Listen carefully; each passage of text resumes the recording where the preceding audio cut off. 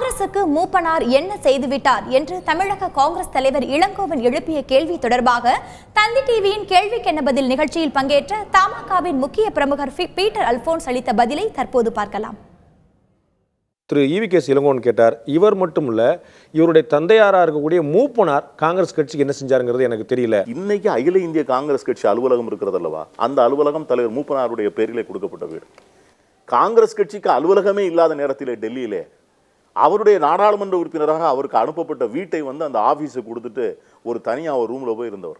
ஒரு சின்ன 18க்கு 10 ரூம்ல தன்னுடைய 8 வருட அகில இந்திய காங்கிரஸ் பொதுச் செயலாளர் வாழ்க்கையை ஒரு மிகப்பெரிய நிலப்பிரபுத்துவ குடும்பத்தில் பிறந்தவர்.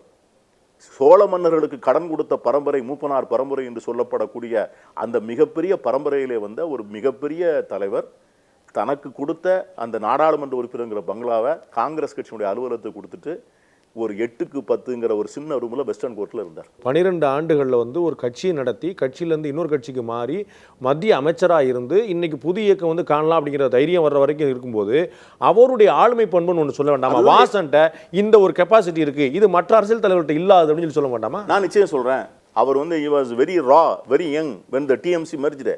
இன்னைக்கு இந்தியா முழுவதும் இருக்கின்ற மிகப்பெரிய தொழில் குடும்பத்தினுடைய தலைவர்கள் எல்லாம் அறிமுகமானால் கூட ஒரு ஆடம்பர ஆர்ப்பாட்ட அரசியலுக்கு உட்படாமல் தன்னை ஒரு அப்பளுக்கு இல்லாத அரசியல்வாதியாக பார்த்து கொண்டார்.